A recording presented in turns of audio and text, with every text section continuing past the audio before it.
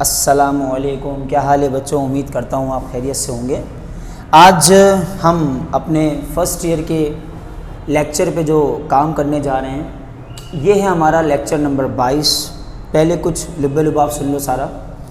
पिछली जितनी क्लासें मैंने दी हैं फर्स्ट ईयर की उन सब में हमने चैप्टर नंबर 4 से 4.1 पढ़ाई आपको। 4.2 मैंने रोकी हुई है खुद से, मैं आपको आगे चल के पढ़ाऊँगा उसको भी। मैंने किसी वजह से उसको भी रोका हुआ है। उसके बाद फिर मैंने आपको बेटा 4.3 कराई एंड देन आफ्टर दैट बेटा मैंने आपको एक बड़ी इंपॉर्टेंट एक्सरसाइज पढ़ाई थी 4.4 जिसमें हमने इन्वर्स, क्रेमर्स रूल और मैट्रिक्स मेथड पे काम किया था। मैं आपको ये पहले बता चुका हूँ कि 4.4 से एक सवाल लॉन्ग में आएगा और 4.1 से एक शॉर्ट में आएगा और या 4.3 से भी शॉर्ट में ही आ सकता है और 4.2 जो मैं आगे चल के आपको जब पढ़ाऊँगा ना इंशाल्लाह तो उसमें से भी पार्ट लगता है। तो आज जिस चैप्टर को मैं छेड़ने जा रहा हूँ वो है चैप्टर नंबर 3। काफ़ी बड़ा सा चैप्टर है हमारे फर्स्ट ईयर के मैथ्स में। चैप्टर नंबर 3 का नाम है इक्वेशन। तमाम बच्चे देखेंगे अपने पास बुक में जो आज मैं टॉपिक स्टार्ट करवाऊँगा इस लेक्चर में, जो मैं आज आपको पढ़ाने जाऊँगा वो हमारा इक्वेशन का टॉपिक है। और छोटा चैप्टर नहीं है बेटा, बड़ा चैप्टर है और इसमें काफ़ी चीज़ें इन्वॉल्व होती हैं। तो आपको याद होगा जब मैंने टारगेट वगैरह डिसाइड किए थे कि मेन टारगेट क्या होगा, मैं कैसे करूँगा, तो पहले तो मैं आप तमाम बच्चों को ये बता दूं कि इस चैप्टर का समरी क्या है, मतलब सेंट्रल आइडिया क्या है या चैप्टर किस तरह से डिज़ाइन होगा, वो पहले मैं सारी चीज़ें एक्सप्लेन कर दूँ। भाई असल में इस चैप्टर इक्वेशन वाले इस चैप्टर में 3 चैप्टर में एक्सरसाइजेज हैं टोटल 3.1, 3.2 है भाई, 3.3, 3.4, 3.5, 3.6, 3.7 और 3.8। अब देखो इन सब के बारे में मैं तुम्हें कुछ समझाना चाहूँगा, वो ध्यान से सुनना कि बोर्ड एग्जामिनेशन में एक्चुअली सवाल कैसे बनेंगे, क्या होगा, कहाँ से क्या आएगा, कहाँ से क्या नहीं आएगा, वो बताऊँगा। पिछले 25-30 सालों में 3.1 से 2 सवाल हैं, सवाल नंबर 2, सवाल नंबर 5। 3.2 से एक भी सवाल नहीं आया। 3.7 से जब पैटर्न बदला तो 1 से लेकर 5 सवाल तक के जो वर्ड प्रॉब्लम है उनमें से कोई एक आ सकता है जो पिछले 2-3 साल से अब नहीं आ रहा, जिनको मैं ब्लू में बंद कर रहा हूं। ये वो एक्सरसाइजेज हैं जिनसे मैक्सिमम ईयर्स में क्वेश्चंस आए। 3.3, 3.4, 3.5, 3.6, 3.8 इनसे तो आता ही आता है, हटा दो, ये तो बहुत इंपॉर्टेंट है। अलावा उसके यहाँ पे 3.1 से वो क्वेश्चन 2 और 5 रिमाइंडर थ्योरम जब आपको इंशाल्लाह पढ़ाएंगे तो उसमें समझाएंगे, और 3.7 के ये आखिर के 5 वर्ड प्रॉब्लम्स जो मैं आपको at the end of sessions पढ़ाऊँगा। मैं देखूँगा पहले कॉलेजेस में क्या चल रहा है, अगर वो मुझे लगा कि वो इस तरह की कोई चीज़ आने का चांस ज़्यादा हो रहा है तो फिर वो, लेकिन वो eight the end of session में बच्चों के सवाल करवाता हूँ वर्ड प्रॉब्लम्स के, ठीक है। तो ये मैंने आपको पहले बताना ज़रूरी समझा कि आपको समझ में आना चाहिए कि आप इसमें पढ़ेंगे किस तरह से। दूसरी अहम बात वो ये है बेटा कि हम यहाँ जिस टॉपिक से आज स्टार्ट लेंगे चैप्टर को, वो टॉपिक मेरे पास जिससे मैं आज ये काम स्टार्ट करने जा रहा हूँ वो है बेटा, सबसे पहले मैं आज यहाँ काम स्टार्ट करवाऊँगा एक्सरसाइज नंबर 3.2 से। अब कोई बच्चा बोले ए सर वो तो आएगी नहीं, भाई मुझे भी पता है वो नहीं आएगी, लेकिन वो समझोगे तो फिर आगे की कहानी सीधी करूँगा, ठीक है। तो 3.2 में आज जो मैं तुम्हें बताने जा रहा हूँ उसका नाम है, उस टॉपिक का नाम है स्टैंडर्ड क्वाड्रेटिक इक्वेशन। क्या नाम है बेटा जल्दी से बताओ? Standard quadratic equation. बच्चों स्टैंडर्ड क्वाड्रेटिक इक्वेशन का मतलब ये वाली इक्वेशन जो इस फॉर्म की आपने मैट्रिक में भी पढ़ी हुई, ax² plus bx plus c is equal to 0। ये इक्वेशन आपने मैट्रिक क्लास में भी डिस्कस की है। अगर पूछा जाए कि स्टैंडर्ड क्वाड्रेटिक इक्वेशन का डिग्री कितना होता है तो इसका डिग्री हमेशा 2 होता है। डिग्री का मतलब होता है हाईएस्ट पावर। फिर पूछा जाए इसका ऑर्डर कितना होता है, ऑर्डर होगा इसका फर्स्ट। ऑर्डर का मतलब होता है किसी भी पॉलिनोमियल में आने वाले या किसी पॉलिनोमियल में लिखे जाने वाले वेरिएबल्स के वो कितने हैं, एक हैं, दो हैं, तो यहाँ एक ही होता है वेरिएबल x। और हाईएस्ट पावर कितनी है इसकी, 2 से डिग्री कहते हैं। तो तमाम बच्चे याद रखें कि स्टैंडर्ड क्वाड्रेटिक इक्वेशन जिसमें पहले पावर 2 होगी, फिर पावर 1 होगी और फिर पावर गायब हो जाएगी, उसे कहा जाता है आपके पास स्टैंडर्ड क्वाड्रेटिक इक्वेशन, और वो भी एक वेरिएबल में होती है। बच्चों यहाँ ये समझना भी ज़रूरी है कि हम तो स्टैंडर्ड क्वाड्रेटिक इक्वेशन को डील करने जा रहे हैं। What is equation? अलजब्रा में इक्वेशन की बुनियादी तारीफ क्या है, या अलजब्रा में इक्वेशन को किस तरह से डिस्क्राइब किया जाता है। तो अगर मैं इसको थोड़ा सा एक्सप्लेन करने जाऊं तो सादे लफ्ज़ों में समझना, ये जुमला ज़रा पिक करना, ये मैट्रिक में तुम्हारे उस्तादों ने तुम्हें सिखाया भी होगा कि हम अलजब्रा में इक्वेशन को कैसे डिफाइन करते हैं। An open sentence involving variable and sign of equality is called an equation. कोई भी ऐसा जुमला या ऐसा बयान, ओपन सेंटेंस, जिसके अंदर आपके पास वेरिएबल्स हों और इक्वालिटी का साइन हो, उसे हमारे यहाँ मैथ्स में इक्वेशन का नाम दिया जाता है। मैं आपको मिसाल देता हूँ। मेरा एक दोस्त है अली, तो मैंने उसके ऊपर एक सवाल बनाया। मैंने बोला my friend Ali thinking a number when this number is thrice the result become 9, what was that number. मेरे दोस्त अली ने एक नंबर सोचा, अगर उस नंबर को थ्राइस यानी 3 गुना ज़्यादा कर दिया जाए, 3 टाइम्स कर दिया जाए, तो आंसर 9 बनता है, 9 बनता है। ये बताओ मेरे दोस्त अली ने क्या सोचा। तो मैंने कहा फ़र्ज़ कर लो मेरे दोस्त अली ने एक नंबर सोचा था, उसका नाम था x। तो स्टेटमेंट के मुताबिक अगर उस नंबर को थ्राइस करेंगे तो आंसर बन रहा है 9।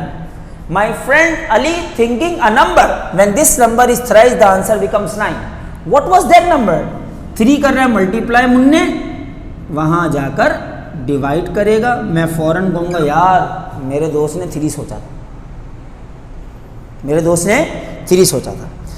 तो इक्वेशन बयान है, मैथ्स के लिखने के अंदाज हैं, मैथ्स के अंदर बातचीत करने का तरीका है वेरिएबल्स की फॉर्म में।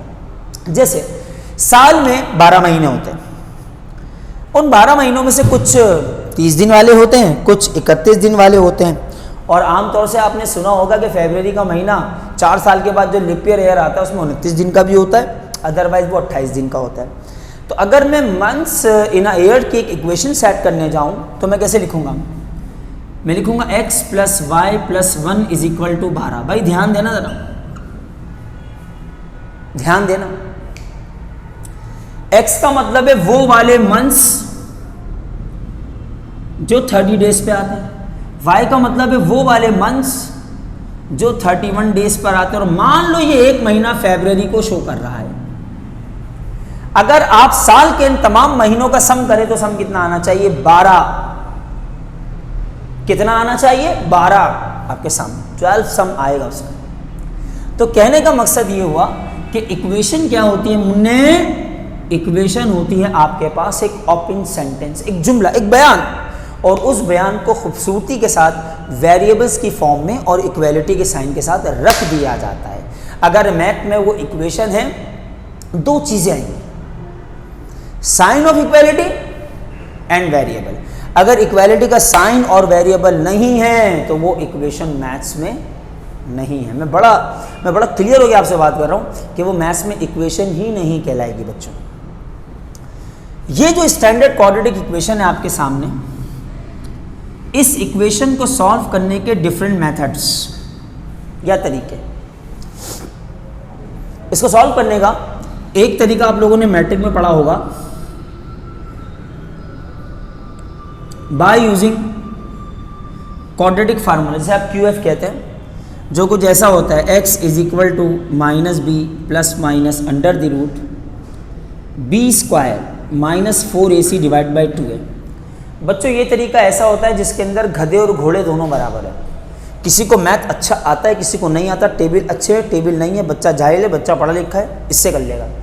आपने मैट्रिक में एक सवाल किया होगा, 5 नंबर का आता था, solve by using quadratic formula. आप क्या करते थे, ए पकड़ देते, बी पकड़ देते, सी। अब जैसे ही आपने ए बी सी पकड़ा ना, तो आपने वो पकड़ने के बाद फौरन बोला उठाओ पुट कर दो, आंसर निकल आएगा। उठाओ पुट कर दो, आंसर निकल आएगा। हो गया, कुछ भी नहीं करना, फॉर्मूले में वैल्यू डालनी है, दिमाग इस्तेमाल नहीं होता। नंबर 2, ये वो तरीका है जो पढ़े लिखे और चीता बच्चे जो होते हैं ना, अलग वाले चीते बच्चे, ये उनका है। इसे 2 कहूंगा मैं, बाय फैक्टराइजेशन। और ये हर बच्चे को अच्छा आना चाहिए। सिखाऊंगा मैं आपको इंशाल्लाह, पूरी कोशिश करूंगा आपकी मिडिल टर्म ब्रेक अच्छी हो जाए। बाय फैक्टराइजेशन, और फैक्टराइजेशन का कौन सा मेथड यहाँ पे लगता है? मिड टर्म ब्रेक या मिडिल टर्म ब्रेक, एक ये तरीका है। तीसरा, बाय कंप्लीटिंग स्क्वायर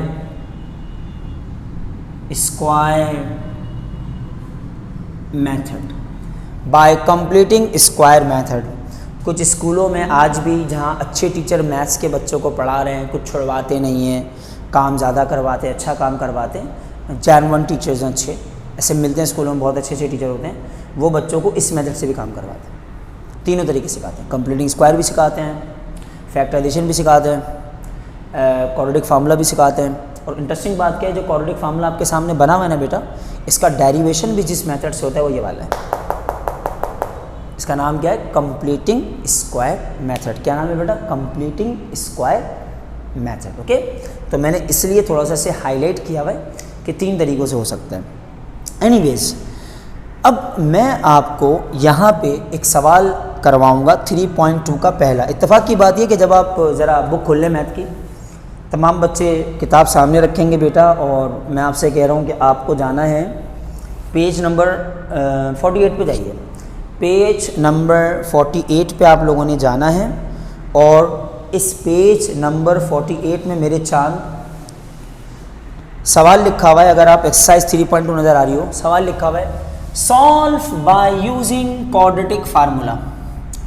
इत्तेफाक की बात ऐसी है कि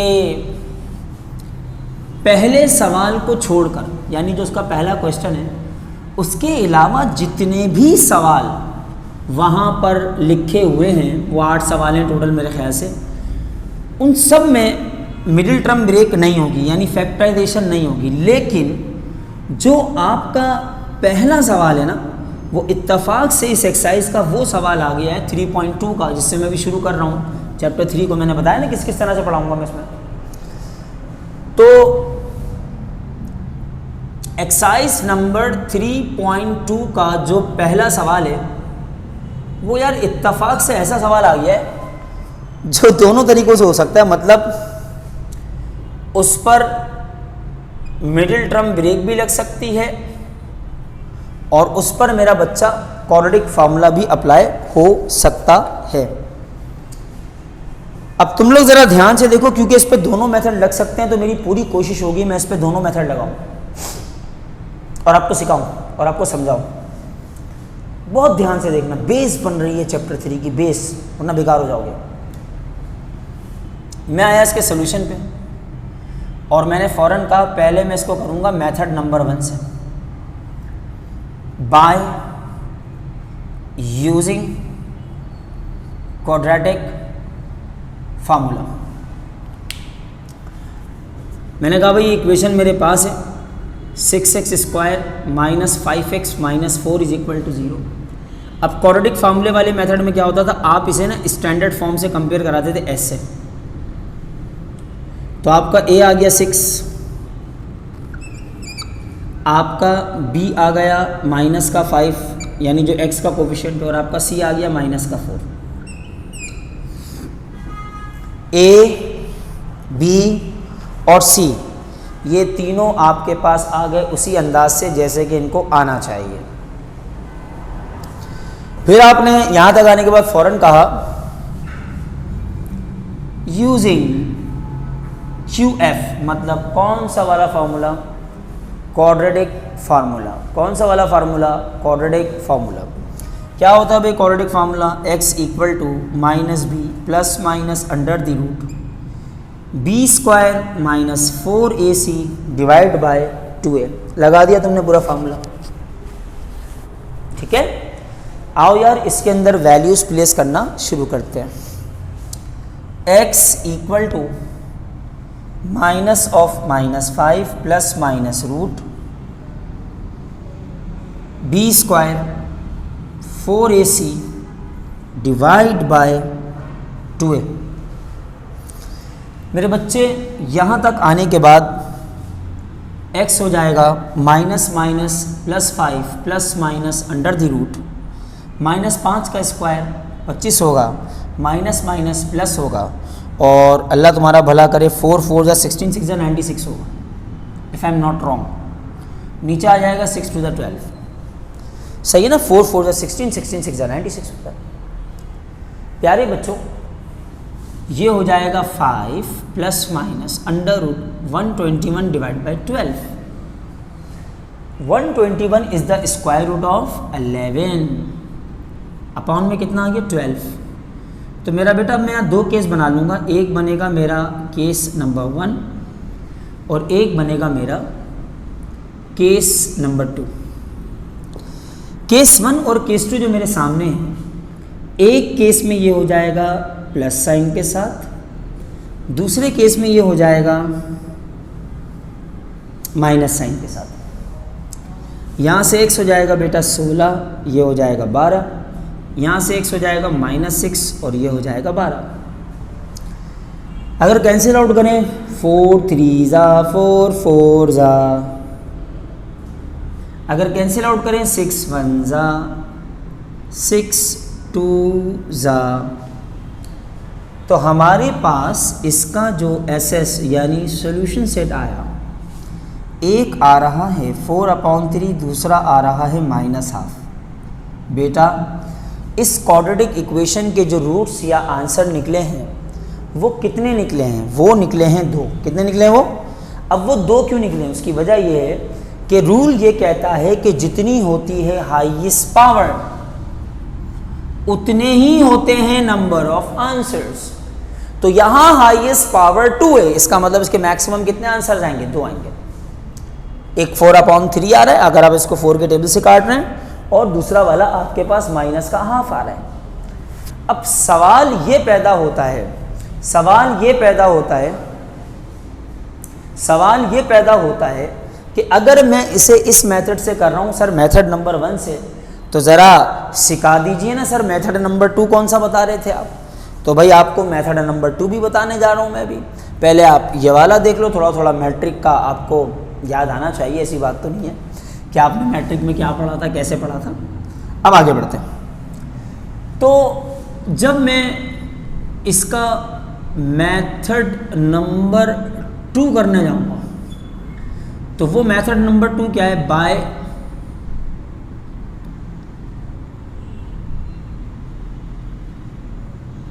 फैक्टराइजेशन।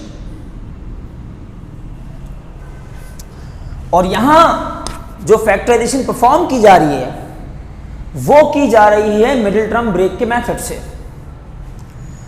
क्योंकि मैंने कहा इसके फैक्टर बनेंगे। आओ ध्यान से बोर्ड पर देखो, सर तुम्हें क्या बताने जा रहे हैं।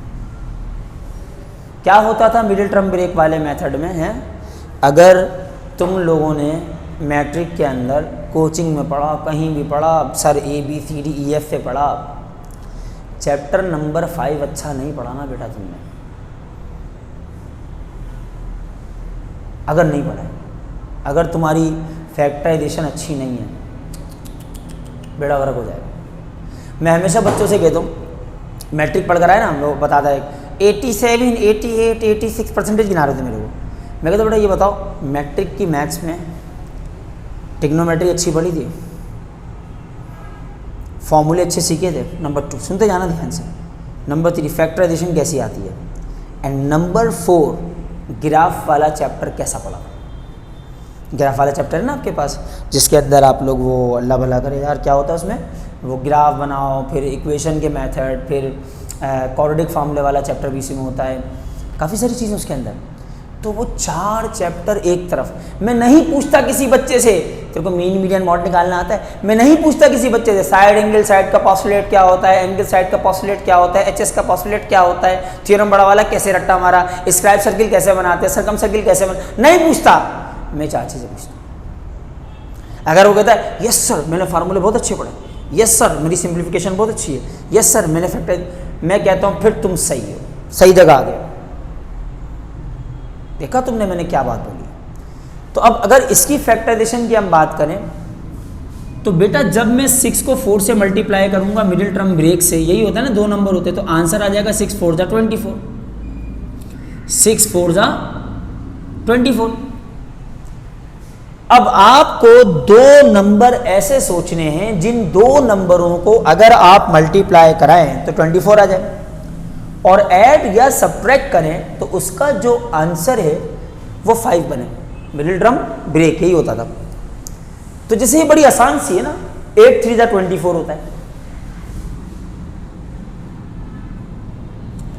-8 में अगर 3 को प्लस करें तो आंसर आता है -5।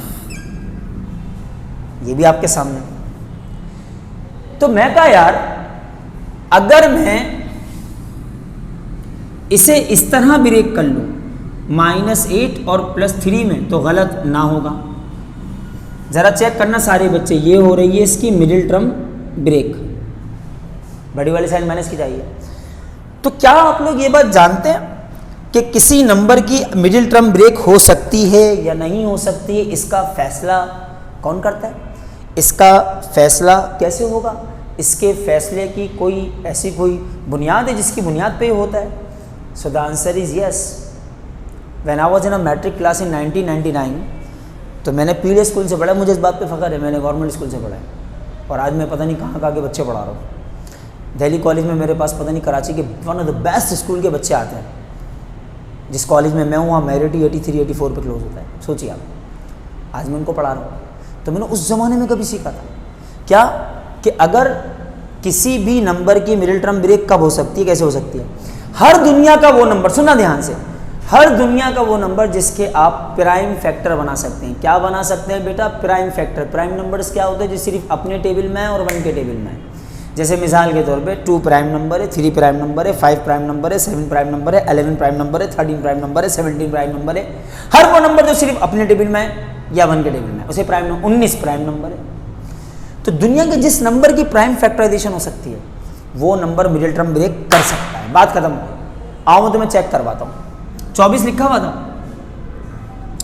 आपने यहाँ लिखा 24। इसको छोटे से छोटे प्राइम नंबर से डिवाइड करना शुरू किया जो कि 2 है। मैं बता रहा हूँ कि फैक्टर बनते कैसे। तरीका भाई मैंने तो इसी तरह सीखा था। 2 1 जा 2, 2 2 जा 4, 2 6 जा 12, 2 3 जा 6, 3 1 जा 3। ये देखो ये बने हुए प्राइम फैक्टर, चेक करना क्या क्या लिखा हुआ है। 2 multiply by 2 multiply by 2 multiply by 3। अब जरा मेरे साथ साथ देखना, इन्हीं की जोड़ तोड़ करके वो 2 नंबर आ जाएंगे जो मिडिल टर्म ब्रेक करते हैं। 2 2 जा 4, 4 2 जा 8, 8 3 जा 24। ये देखो 2 नंबर आ गए। एक 8 है, दूसरा 3 है। तो मैंने सिर्फ प्राइम फैक्टर बनाया जिसको आप एलसीएम्स लेना कहते हैं, और ये हर बच्चे को आता है। अगर ये भी नहीं आता तो गोली मार दूंगा सर के ऊपर में। तो ये आपने इस तरह से इसको ब्रेक करना है और ये नंबर आपके सामने लिखे हैं। अच्छा अब सर उसके बाद क्या होगा? चलें सर आपने ये तो बता दिया प्राइम फैक्टर बनाते हैं, बना लिए। मैंने प्राइम फैक्टर बनाए 6x square minus 8x plus 3x minus 4 is equal to 0 से। अब इन दोनों में कॉमन निकालेंगे। छोटा नंबर छोटी पावर, छोटा नंबर कौन है? 2, छोटी पावर क्या? x। अंदर क्या बचा? 3x minus 4। जब कुछ कॉमन नहीं होता बेटा तो प्लस का 1 कॉमन निकाल लेते हैं। अंदर क्या बचा? Again 3x minus 4। आपने मिडिल टर्म ब्रेक सही किया गलत किया, इसका फैसला कैसे होगा? इसका फैसला ऐसे होगा कि आपके ये दोनों ब्रैकेट सेम आएंगे। अगर ये सेम नहीं आ रहा है इसका मतलब आपने मिडिल टर्म ब्रेक सही नहीं किया। अब आप क्या करेंगे? आप यहां लिखेंगे 3x minus 4 and 2x plus 1 is equal to 0। इन दोनों का मल्टीपल 0 हो जाएगा। दिस इंप्लाइज दैट एक बार 3x माइनस 4 0 के बराबर, एक बार 2x प्लस का 1 0 के बराबर। अब बेटा इसी को थोड़ा सा आगे लेके चलता हूँ मैं, ऊपर से ये सिर्फ एक स्टार्टिंग का समय मिटाऊंगा। सो स्क्रीनशॉट ले लो इसका काम करने के लिए, लेट्स हैव अ लुक। तो फिर मैं इसको मिटाता हूँ, फिर मैं वहाँ से आगे कंटिन्यू करता हूँ इसको, ठीक है? ज़रा देख लो एक नज़र तुम लोग। अब मैं मिटाने आ रहा हूँ बेटा इसको।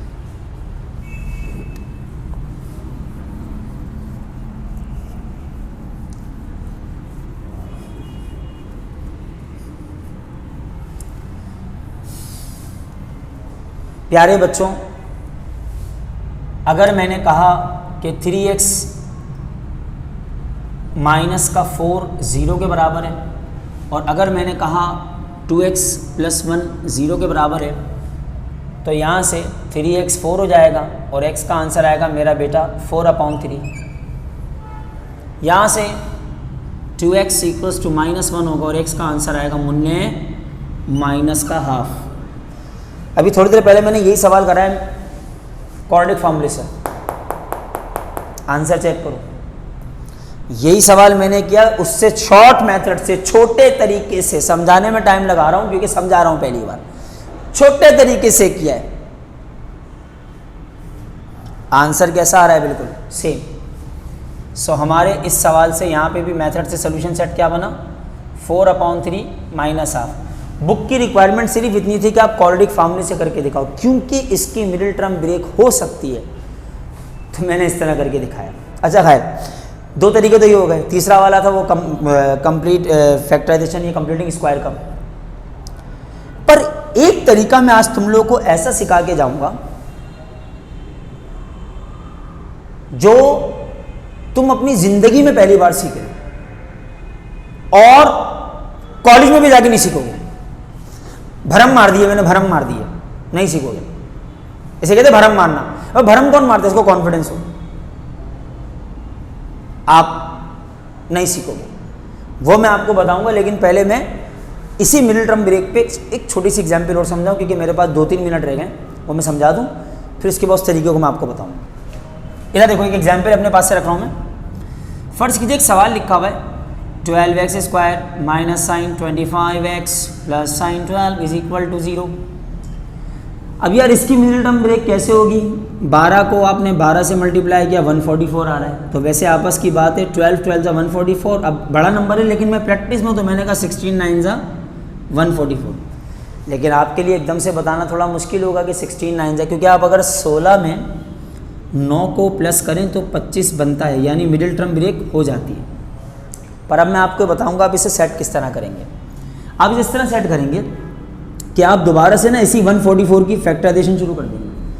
आप इसे 2 से गिराएंगे, 2 7 = 2 2 ज़ा 2 3 ज़ा 1 कैरी 2 6 ज़ा 2 18 ज़ा 2 9 ज़ा, आगे बोलो बेटा 3 3 ज़ा, आगे बोलो बेटा 3 1 ज़ा। इसे चेक करो, ये प्राइम फैक्टर आ गया। कितना है जरा देखना, 2 × 2 × 2 × 2 × 3 × 3, सारे प्राइम नंबर है। अब इन्हीं में छुपे हुए हैं तुम्हारे मिडिल टर्म ब्रेक करने वाले नंबर, जैसे मैंने वहां सिखाया। यही जेन्युइन तरीका है बेटा। 2 2 ज़ा 4 4 2 ज़ा 8 8 2 ज़ा 16 3 3 ज़ा 9, आ गए दोनों, बनेंगे, लाजमी बनेंगे। तो अब तुम क्या करते हो? तुमने कहा सर ऐसा है कि ये मिडिल टर्म ब्रेक तो आप 16 और 9 से कर रहे हैं, तो फिर मजीद काम वो कैसे होगा? इधर देख लो, 12x square minus sign 25x plus sign 12 is equal to 0 था। आपने यहाँ से 16 और 9 से इसकी मिडिल टर्म ब्रेक करवा दी। इन दोनों में से आपने 4x निकाला कॉमन, बड़ा नंबर छोटा टेबल, और पावर भी छोटी निकालते हैं। 3x -4 हो गया, माइनस का 3 कॉमन निकाला, 3x माइनस का 4 हो गया, इक्वल टू के बाद 0 है। जैसे समझाने के लिए बता रहा हूँ। तो एक बार 3x -4, एक बार 4x -3 0 के बराबर। और यकीनन अगर ये दो अलग अलग मैंने 0 के बराबर रखे हैं, तो अगर फाइनली मैं इसे थोड़ा सॉल्व करूं तो मैं कहूँगा भाई 3x माइनस का 4 भी 0, 4x माइनस का 3 भी 0। यहाँ से 3x हो जाएगा 4 और बेटा x का आंसर आएगा 4/3। यहाँ से 4x हो जाएगा मेरे बच्चे 3 और x का आंसर आएगा 3/4। आप तमाम बच्चे नोट कर सकते हैं कि आपके पास अगर फ़र्ज़ कीजिए मैंने ये मिसाल अपने पास से ली थी तो इसकी मिडिल टर्म ब्रेक कैसे हुई वो भी समझाया और 2 आंसर्स क्या आ गए वो भी आपके सामने, और सोल्यूशन सेट इसका होगा 4/3 एंड 3/4। तो इंशाल्लाह मैं आपको नेक्स्ट क्लास में इसकी एक ट्रिक बताऊंगा कि मैं किस ट्रिक से ये सवाल सॉल्व करूंगा। जैसे एक हल्का सा झटका दे रहा हूँ समझाने के लिए, एक दिन का टाइम भी दूंगा, देखना फिर उसमें शायद कुछ पता लगे तो मुझसे ज़रूर शेयर करना। जैसे यही सवाल जो है ना वो ऐसे आ जाता है, आपके पास लिखा हुआ था यूँ करिए 12x² - 25x प्लस साइन 12 = 0। एक शॉर्टकट बताने जा रहा हूँ। तो वो 2 नंबर जिनसे मिडिल टर्म ब्रेक हुई है वो हैं 16 और 9, दोनों माइनस के। मैंने कहा भाई इसकी मिडिल टर्म ब्रेक हो रही है -16 से और -9 से, ऐसे ही हुआ था ना, यहाँ पे भी हुआ है। तो हमारा जो पहला आंसर होगा ना बेटा वो होगा ये, और हमारा जो दूसरा आंसर होगा ना बेटा वो होगा ये। तो एक आंसर आएगा 4/3, एक आंसर आएगा 3/4। हो गया बेटा ये। अब ये तुम लोग सोचना कि ये मैं किस तरह कर रहा हूँ, क्या कर रहा हूँ। इससे पहले वाला सवाल ये लिखा हुआ सामने 6x² - 5x - 4 किससे मिड टर्म ब्रेक हुई थी इसकी? 8 और 3 से, माइनस के 8 से और प्लस के 3 से। अब मैं आपको इसका डायरेक्ट आंसर बोलता हूँ, इसका पहला आंसर ये होगा और दूसरा आंसर ये होगा। तो एक आंसर इसका आएगा माइनस का हाफ और एक आंसर इसका आएगा 4/3। चेक कर लेना, यही होंगे दोनों। इतनी फास्ट आपने स्टैंडर्ड क्वाड्रेटिक इक्वेशन कभी सॉल्व नहीं की होगी जितनी फास्ट मैं करके दिखा रहा हूँ आपको। कुछ नहीं कर रहा मैं, सारे स्टेप खा गए जितने भी लिखे हुए।